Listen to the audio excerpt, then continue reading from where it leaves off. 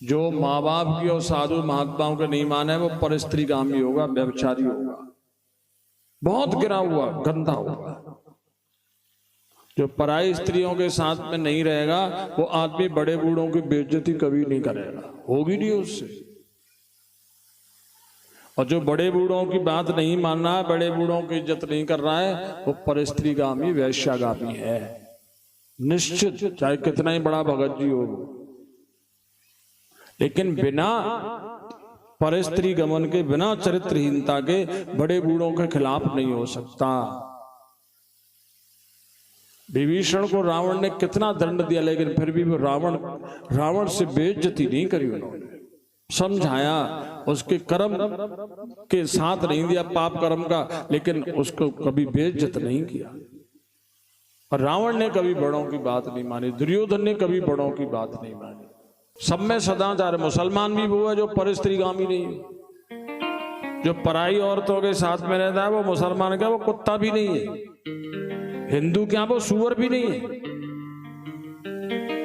Emmy कुपंत पग धेत खगेसा, परस्त्रीगामी के लिए कहीं कोई जगह नहीं। और आजकल आदमी जितना खर्च कर रहा है पराई स्त्री के लिए ही बर्बाद कर रहा है। नए नए लड़के मोबाइल में जाने कितनी गंदी गंदी लड़कियों से वीडियो पर लगे रहते हैं, उन्हें होश ही नहीं है कि, और फिर जिससे वीडियो में बात करें उसके लिए पैसे और डलवाने। राजू भाई 1500 डलवाएंगे, 2500 डलवाएंगे, 3000 डलवाए, अब वो कहाँ से डालेगा, कमा रहा नहीं है तो बाप से झूठ बोलेगा, घर से चोरी करेगा, मेरे यहाँ से चोरी करेगा, राजू भाई की चोरी करेगा, पप्पू की चोरी करेगा। दुर्गे सावधान रहना बेटा, तेरे पैसे बहुत चोरी होंगे, क्योंकि गंदी लड़कियों के वीडियो कॉल के लिए पैसे डलवाने हैं तो कहां से आएंगे, दुर्गे की जेब में से आएंगे। तो ये धंधा चलता है महाराज, ये तो नरक जाएगा। परस्त्रीगामी के लिए तो कोई स्वर्ग है ही नहीं। जीते जी भी कुत्ते की सी जिंदगी होती है, सूअर की सी जिंदगी होती है, और मरने के बाद तो तक सीधा नरक जाता है।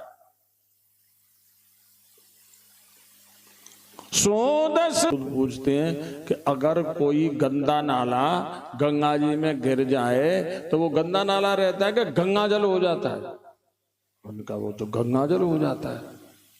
ऐसे ही इसने पहले कर्मकांडी ब्राह्मण था ये, बोले हाँ। बीच बीच में वैश्यागामी होगा, बोले हाँ। अभी इसने नारायण का नाम लिया है तो अब ये गंगा जी में ही तो गया। समरथ को नहीं दोष गुसाई, और रवि पावक सुरसर की नाई। अब ये नरक नहीं जाएगा। बोले कि नारायण इसके बेटे का नाम है, बेटे को बुला रहा था, भगवान को नहीं बुला रहा था। उन्होंने कहा बेटे को बुला रहा था, भगवान को बुला रहा था, तुम्हें क्या पता है, भागो यहां से। भगा दिया उनको। अजामिल ने सपने में भगवान के नाम की महिमा और पापों का नरक दोनों सुन लिए। बेहोशी टूट गई तो सोचने लगा कि अभी मैं क्या देख रहा था।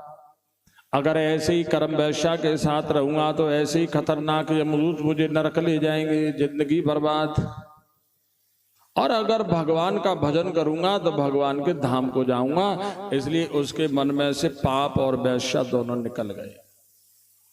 उसने घर परिवार सब छोड़ दिया, हरिद्वार आ गया। तुमने गंदी कथाएं गंदे लोगों की सुनी है कि अजामिल वैश्यागामी था और भगवान का नाम लिया, बैकुंठ पहुंच गए। इसलिए तो व्यास गद्दी में बैठ करके कथा कहने वाले कुकर्म कर रहे। तो ऐसे नहीं है कि वैश्या के साथ में रहता था और नाम ले करके बैकुंठ गया। नहीं नहीं नहीं, सपने में देखा और जाग करके विचार करके सारे पाप और वैश्या छोड़कर हरिद्वार में गया, संतों की सेवा करी, भगवान का भजन किया, तब बैकुंठ गया।